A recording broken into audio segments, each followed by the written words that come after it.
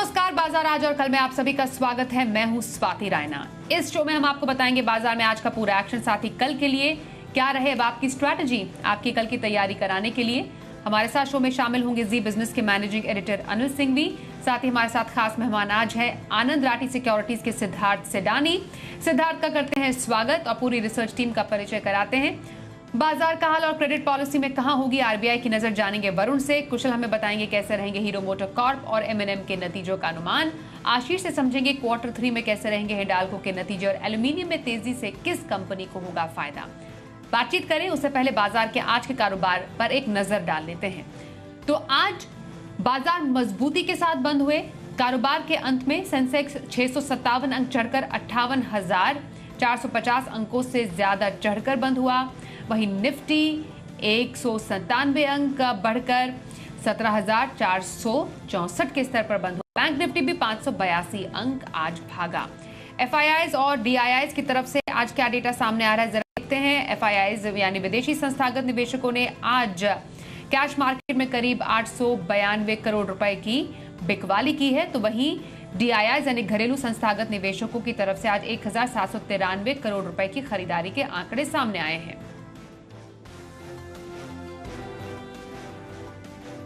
और आइए अब एडिटर्स टेक में अनिल जी से समझते हैं कि आज बाजार ने कल की रिकवरी को आगे बढ़ाया और शानदार तेजी दिखाई है। क्या वजह मिल रही है बाजार के इस स्ट्रेंथ की?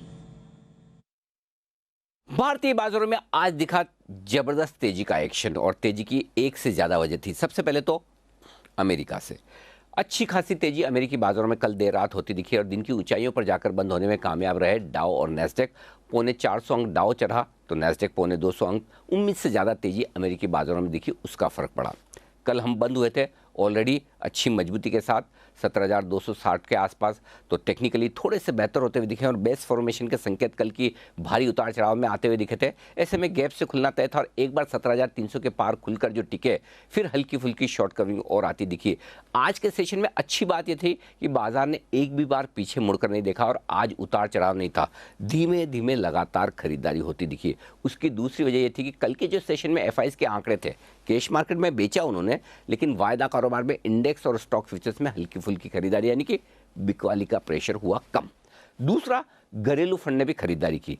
तीसरा, हल्के बाजार कल की रिकवरी के बावजूद पुट कॉल रेशियो 0.77 पर, जो कि हल्का कहा जाएगा, और शॉर्ट कवरिंग उसके साथ में। तो ये एक और फैक्टर था जिसकी वजह से बाजार में आज लगातार दिन भर खरीदारी आती हुई नजर आई। न सिर्फ निफ्टी में बल्कि बैंक निफ्टी में। बैंक निफ्टी थोड़ा पीछे से चला लेकिन चला दम लगाकर। 17,300 को पार किया निफ्टी ने, टिका, फिर 17,400 पे भी पार किया और 17,475 के आसपास डे हाई पर जाकर बंद हुआ, डबल सेंचुरी मारकर। और वैसा ही हाल बैंक निफ्टी का भी था। 38,000 के आसपास कल क्लोजिंग थी, आज 38,500 पार किया और आखिरी एक घंटे में और मजबूत होकर दिन के हाईएस्ट पॉइंट पर 38,600 के आसपास बंद होने में कामयाब रहा। खरीदारी चौतरफा थी, mid cap small cap share भी मजबूत थे और इन सब के बीच में बाजारों ने आज कल के अहम दिन के पहले तेजी दिखाई। आज की तेजी की एक और बड़ी वजह, इंपॉर्टेंट वजह यह भी कि किस दिन के पहले आप तेजी दिखा रहे हैं। पहला, कल है सुबह 10 बजे क्रेडिट पॉलिसी और इस बार क्रेडिट पॉलिसी को लेकर वो कॉन्फिडेंस नहीं है कि बहुत ही अच्छी पॉलिसी आएगी, गवर्नर साहब कुछ नहीं कहेंगे, कुछ नहीं करेंगे कुछ नहीं, लेकिन कह तो बहुत कुछ सकते हैं। इन्फ्लेशन को लेकर, महंगाई दर को लेकर, ब्याज दरों को लेकर, तो वो डर तो है। उसके बावजूद आप देखिए बैंक निफ्टी इतना मजबूत है। दूसरा, कल वायदा कारोबार के हफ्ते की एक्सपायरी है, उसके बावजूद दिन के हाई पॉइंट पर जाकर बंद हो रहे हैं। हाँ, जोश थोड़ा डाउ फ्यूचर से आया है, लेकिन ओवरऑल एक बड़े दिन के पहले बाजारों का दिन की ऊपरी स्तरों पर जाकर बंद होना, दिन भर बिना उतार चढ़ाव के धीमे धीमे खरीदारी दिखाना, आज के सेशन में बड़ी रिलीफ थी। कम से कम बड़े दिनों बाद लोगों ने एक अच्छा ट्रेडिंग सेशन देखा है तेजी का। तो चलिए कल की स्ट्रैटेजी भी हम समझेंगे अनिल जी से, लेकिन आनंद राठी सिक्योरिटीज के सिद्धार्थ सेडानी हमारे खास मेहमान है, उनका रुख कर लेते हैं। सिद्धार्थ, कल क्रेडिट पॉलिसी का दिन, उससे पहले आज बाजार में हमने देखा शानदार दम दिखाई दिया। अब बाजार का ये लेवल आप कहाँ जाता हुआ देख रहे हैं जस्ट बिफोर क्रेडिट पॉलिसी और बाजार के पॉलिसी के दिन, मतलब क्रेडिट पॉलिसी के दिन? वहीं कल के लिए इंट्राडे पिक और हफ्ते भर का नजरिया कहाँ पर? Thank you Swati. बाजार का रुख देखें तो वोलेटाइल सेशन रहेगा। जी हाँ, कल आरबीआई की जो पॉलिसी है, मॉनेटरी पॉलिसी, इसमें मैं नहीं मानता हूँ कि बहुत बड़े बदलाव होंगे रेपो साइड में, इंटरेस्ट रेट साइड में, बट ओवरऑल पर्सपेक्टिव से कमेंट्री काफी इंपॉर्टेंट रहेगी कि इनका कैसा रुख रहेगा ये पूरे साल में। वो भी देखना चाहेंगे कि फेड का मूव क्या होगा मार्च के महीने में। तो फेड के मूव के आसपास मैं मानता हूं कि फिर आरबीआई के एक्शन में आएंगे। ओवरऑल पर्सपेक्टिव से बाजार वॉलेटाइल रहेगा और मैं मानता हूं कि स्टॉक स्पेसिफिक जरूर रिवॉर्ड्स मिल रहे हैं बाजार में। रिजल्ट्स का सीजन है, मिड कैप्स और स्मॉल कैप्स के बहुत रिजल्ट आने वाले हैं, तो उसके ऊपर ही आपको दाव लगाने चाहिए। स्टॉक्स की बात करूं तो कल के दिन के लिए मैं मानता हूं कि आरटी इंडस्ट्रीज एक बहुत बेहतरीन विकल्प हो सकता है। केमिकल स्पेस का राजा है ये, क्योंकि बेंजीन बेस्ड केमिकल में सबसे चीपेस्ट केमिकल बनाने वाली company speciality chemical RT industries. भाव अभी करीबन 1009 का होगा, टारगेट आपको रखना 1045 का, 1045 का, और स्टॉप लॉस 979 का। अभी मैं पोजिशनल अगर बात करूं एक आध दो महीने के लिए, तो सीडीएसएल एक बहुत ही बेहतरीन विकल्प है आप सभी के सामने। और मैं मानता हूं कि एलआईसी का आईपीओ भी बहुत राउंड द कॉर्नर है, और अगर एलआईसी के आईपीओ के कारण जो शेयर बाजार में जो अकाउंट्स खुलेंगे डीमैट के, वो दमदार खुल सकते हैं, तो इसका फायदा सीडीएसएल को मिलेगा। साथ ही साथ सीडीएसएल ऐसे तो बहुत अच्छा परफॉर्म करे, नतीजे दमदार रहे, 5 crore demat account, capital market की बढ़ोतरी में सबसे बड़ा फायदा सीडीएसएल का, तो इसको खरीदना चाहिए। टारगेट होगा 2100 रुपए का, स्टॉप लॉस लगाएंगे आप 1300 रुपए का। तो सीडीएसएल हो गया पोजिशनल और आरटी इंडस्ट्रीज कल के लिए। बिल्कुल, सिद्धार्थ सिडानी ने इंट्राडे और पोजिशनल व्यू के लिए 2 स्टॉक्स बता दी है। लॉन्ग टर्म स्ट्रैटेजी भी सिद्धार्थ से समझेंगे, लेकिन उससे पहले आपको बताएं बीपीसीएल विनिवेश के मुद्दे पर वेदांता के चेयरमैन अनिल अग्रवाल ने कहा है कि सरकार का रवैया बेहद सुस्त है।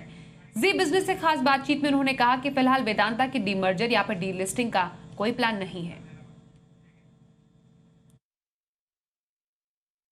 जो एक कंपनी रहती है उसकी वैल्यू बहुत अच्छी होती है, यही हमको समझ में आया। इसके लिए क्लियर किया कि हम इसको डीमर्ज नहीं करेंगे और हमारी कंपनी एक ही रहेगी। मेरे को तो उम्मीद भी नहीं है कि गवर्नमेंट बेचेगी, अभी तक डेट भी नहीं आई है बिडिंग की। तो मैं जब तक कि हमारी गवर्नमेंट स्टार्ट नहीं करेगी कि हमको डाइवर्स करना है और इसकी बिड डेट ये है, उसके बाद ही कोई बात होगी। मैं एकदम क्लियर हूं कि मैं वेदांता का पैसा बीपीसीएल में नहीं लगाऊंगा।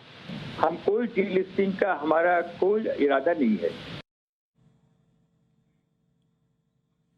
अब कुछ आने वाले नतीजों पर करते हैं चर्चा। कल आएंगे हीरो मोटोकॉर्प के नतीजे कैसे रह सकते हैं, जरा समझते हैं। अनुमान कुशल हमारे साथ है। कुशल, कैसे रह सकते हैं हीरो मोटोकॉर्प के नतीजे, आंकड़े क्या कह रहे हैं? जी, तो हीरो मोटोकॉर्प के नंबर्स जो हैं कल आने वाले हैं और कमज़ोरी की तरफ ये इशारा करते हुए दिख रहे हैं। सबसे पहले आप देखिए कंपनी की आय में करीबन 21% की गिरावट के साथ 7,750 करोड़ पर हम आय अनुमान करके चल रहे हैं, और इसका इम्पैक्ट कंपनी की मार्जिन्स पर भी आता हुआ दिखेगा, क्योंकि कॉस्ट इन्फ्लेशन जो है वो इनके खर्चे बढ़ाते हुए दिख रहा है। 14.5% के मुकाबले 12.3% का हम अनुमान लगा कर चल रहे हैं कि कंपनी की मार्जिन आएगी।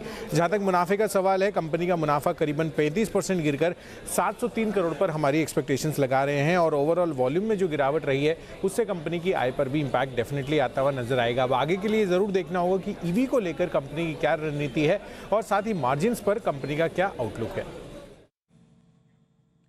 वहीं हिंडाल्को के भी नतीजे कल आएंगे। दिसंबर तिमाही में हिंडाल्को कैसा प्रदर्शन कर सकती है, आशीष से समझते हैं। आशीष, हिंडाल्को के नतीजों का अनुमान क्या कह रहा है? देखिए, नतीजे बहुत ही दमदार आएंगे, क्योंकि तिमाही के दौरान पिछली तिमाही के मुकाबले अगर आप देखें तो एल्यूमिनियम का उत्पादन जो है 1%, कॉपर के उत्पादन में करीब 5% की बढ़त देखने को मिलेगी। इनपुट कॉस्ट प्रेशर जरूर है, लेकिन खास बात यह है कि हिंडाल्को के जो वैल्यू एडेड प्रोडक्ट्स हैं, जो नॉन एलएमई प्रोडक्ट्स हैं, वहाँ पर प्रदर्शन बढ़िया देखने को मिल सकता है, जिसके चलते हम मान रहे हैं कि इनकी जो टॉप लाइन यानी आय है, यहाँ पर आपको 38% का इजाफा देखने को मिलेगा। जो कामकाजी मुनाफा जिसे एबिटा कहते हैं, यहाँ पर 44% की ग्रोथ नजर आएगी, और मार्जिन्स भी अगर आप देखें तो ठीक ठाक थोड़ा सा एक्सपांशन देखने को मिलेगा। 14.9% के मुकाबले करीब 15.5% का जो है एबिटा मार्जिन का अनुमान लगाया जा रहा है, और मुनाफे का आंकड़ा देखें तो बहुत ही दमदार, करीब 118% का जो है उछाल देखने को मिलेगा। कंसो मुनाफा जो है 4086 करोड़ का जो है बाजार अनुमान लगाकर चल रहा है, यानी हर पैरामीटर पर अगर आप देखें तो नतीजे जो हैं बहुत ही दमदार रहेंगे। Q3 के M&M के नतीजे भी कल ही आने वाले हैं। कुशल, आपके पास हम आ रहे हैं एक बार फिर से। M&M के नतीजों के आंकड़े क्या कह रहे हैं, अनुमान क्या बता रहे हैं? जी, तो M&M के नंबर्स भी कमजोरी का इशारा कर रहे हैं, क्योंकि आप देखिए कंपनी की आय तो लगभग 8% बढ़ेगी और 15,200 करोड़ पर ये रहने का अनुमान है, पर जिस तरह से रॉ मटेरियल इन्फ्लेशन होती हुई दिखी है उससे कंपनी का कामकाजी मुनाफे में हमें 25% की गिरावट की एक्सपेक्टेशंस है और मार्जिन 17% से घटकर इस वजह से 11.8% हो सकती है। तो काफ़ी बड़ा कट जो है हम कंपनी की मार्जिन में एक्सपेक्ट करके चल रहे हैं। एडजस्टेड बेसिस पे भी मुनाफा देखेंगे तो वहाँ पर भी गिरावट है सिग्निफिकेंट और 980 करोड़ रुपए पर हम अनुमान करके चल रहे हैं। हालांकि रिपोर्टेड बेसिस पर कंपनी जो है करीबन 84% की ग्रोथ रहेगी, बट आप देखिए पिछले साल करीबन 1100 करोड़ रुपए का यहाँ पर एक एक्सेप्शनल आइटम आता हुआ दिखा था। अब आगे चलकर एसयूवीज और पिकअप्स को लेकर कैसी डिमांड रहेगी और साथ ही सप्लाई चेन कंस्ट्रेंट्स पर कंपनी की क्या कमेंट्री है, ये देखना इनके नतीजों में काफी अहम रहेगा। और कल है आरबीआई की क्रेडिट पॉलिसी भी, बाजार का अनुमान क्या कह रहा है इस पर जी बिजनेस ने किया एक्सपर्ट्स का एक महापोल और महापोल के तमाम डिटेल्स लेकर हमारे साथ हैं वरुण दुबे। बताइए वरुण। देखिए, इस बार की आरबीआई की पॉलिसी काफ़ी अहम है और सभी की एक ही चीज़ पे नज़र है कि क्या आरबीआई रेपो रेट बढ़ाएगा। और हमारे जितने भी पार्टिसिपेंट्स थे उन्होंने सबने एक सुर में कहा कि नहीं, इस बार आरबीआई जो है रेपो रेट नहीं बढ़ाने वाला। लेकिन क्या रिवर्स रेपो में आरबीआई बदलाव करेगा, हमारा दूसरा सवाल ये था। और इसमें 65% लोगों का कहना था कि नहीं, आरबीआई बदलाव नहीं करेगा। केवल 35% के आसपास के लोग मान रहे हैं कि 10 से 20 बेसिस पॉइंट के आसपास की रिवर्स रेपो रेट जो है उसमें बदलाव हो सकते हैं। हमारा तीसरा सवाल था कि कैलेंडर ईयर 2022 में किस क्वांटम में रेट हाइक हो सकता है आरबीआई की तरफ से। तो यहाँ पे 70% लोगों का मानना था कि 25 से 50 बेसिस पॉइंट के आसपास का रेट हाइक जो है पूरे कैलेंडर ईयर 2022 में आरबीआई कर सकता है। अगला सवाल हमारा था कि आरबीआई का स्टैंस क्या होगा। इसमें 85% लोगों का मानना है कि आरबीआई का स्टैंस जो है इस बार भी एकोमोडेटिव रहने वाला है। हमने अगला सवाल पूछा कि इस बार रेट हाइक नहीं होगा तो कब होगा। 2 ऑप्शन दिए थे और इसमें से 90% लोगों का कहना है कि Q1 FY23 में रेट हाइक जो है आरबीआई कर सकता है। अगला सवाल हमारा जीडीपी को लेकर था और यहाँ पे 70% लोगों का मानना है कि आरबीआई अपने जीडीपी एस्टीमेट को कुछ हद तक रिवाइज कर सकता है। वहीं सीपीआई के ऊपर हमने जब पूछा तो 75% लोगों का मानना था कि कोई रिवीजन जो है वो सीपीआई के नंबर्स में आरबीआई नहीं करने वाला है। हमने पूछा कि कहाँ पे आपकी नज़र होगी, तो लोगों का कहना था कि मैनेजमेंट यानी कि आरबीआई की कमेंट्री पे होगा, लॉन्ग टर्म रेट्स क्या रह सकते हैं उस पर होगा। और इस बार बजट में एक ऐलान हुआ था क्रिप्टो करेंसी को लेके और खासकर डिजिटल करेंसी को लेके। तो डिजिटल करेंसी पे आरबीआई का क्या कहना है, ये सब जानना चाहेंगे। कल के बाजार पर क्या हो स्ट्रैटेजी और बाजार के लिए अहम संकेत समझते हैं अनिल जी से। जहां तक कल के बाजारों का सवाल है, हमारे बाजारों के बंद होने के वक्त डाउ फ्यूचर्स पौने 200 पॉइंट ऊपर थे, 200 पॉइंट ऊपर थे। तो एक अच्छी मजबूत सेशन की उम्मीद अमेरिका से, देखते क्या कुछ होता है। उसके अलावा कल 2 बड़े फैक्टर्स हैं, 10 बजे क्रेडिट पॉलिसी, फिर कल के सेशन में हफ्ते की एक्सपायरी। तो ढेर सारे आपके लिए ट्रिगर्स है। इन सब के बीच में हमें यह भी देखना है कि आज के सेशन में एफआईज के आंकड़े शॉर्ट कवरिंग या फ्रेश खरीदारी के कैसे दिखते हैं। और दूसरा, आज की रिकवरी के बाद शॉर्ट कटने के बाद पुट कॉल रेशियो क्या वाकई में अभी भी कंफर्टेबल है या थोड़ा ओवरबोर्ड तो नहीं, लेकिन अब रीजनल लेवल पर आ चुका है। ये 2 डेटा इंटरेस्टिंग हो गए कल के लिए। अब जो सपोर्ट रेंज है वो धीमे धीमे ऊपर की तरफ शिफ्ट हो रही है। जब आप 17,450 के ऊपर बंद हो रहे हैं, अब जो आपके लिए नेक्स्ट सपोर्ट है निफ्टी पर वो है 17,275 से 17,350। इस रेंज को मानिए सपोर्ट। 17,500 17,575 हल्की फुल्की रुकावट है जहां तक जाने की कोशिश हो सकता है। 17,575 17,600 के पार निकले तो फिर बढ़िया तेजी 17,800 तक की बनेगी आने वाले दिनों में। बैंक निफ्टी 38,500 के ऊपर बंद हुए। कल के लिए जो तुरंत सपोर्ट है 38,050 38,200, इस 150 पॉइंट की रेंज को मानिए सपोर्ट। और ऊपर 38,850 से 39,000, ये 150 पॉइंट है हल्की फुल्की रुकावट। तो इस रेंज पर रखेंगे हम फोकस। तो ब्रॉडली आप कह सकते हैं 38,000 से 39,000 की रेंज बैंक निफ्टी में नजर आ रही है। लेकिन बैंक निफ्टी के लिए कल बड़ा दिन है, मेक और ब्रेक, क्योंकि पॉलिसी का ज़्यादा असर, क्रेडिट पॉलिसी जो आने वाली है कल गवर्नर साहब की आरबीआई की, वो बैंकिंग शेयरों पर ज़्यादा असर डालती है। तो कल की लीडरशिप दोनों ही तरफ, चाहे वो तेजी हुई तो भी बैंक निफ्टी पहले भागेगा, और कमजोरी का अगर कोई सेशन देखने को मिला तब भी बैंक निफ्टी पर प्रेशर ज़्यादा जल्दी बन सकता है। तो इस पर नज़र रखिए। 2 पार्ट में बांट लीजिए अपने ट्रेडिंग सेशन को, 10 बजे के पहले, 10 बजे के बाद। तो अभी जो लेवल दिए वो 10 बजे तक के, 10 बजे के बाद गवर्नर साहब कैसी पॉलिसी देते हैं, कैसी टोन रखते हैं, कैसा आउटलुक देते हैं, कितने कॉन्फिडेंट हैं या कितने चिंतित हैं, इसके बेसिस पर बाजार अपना डायरेक्शन तय करेगा। आइए देखते हैं कल का ऑप्शन।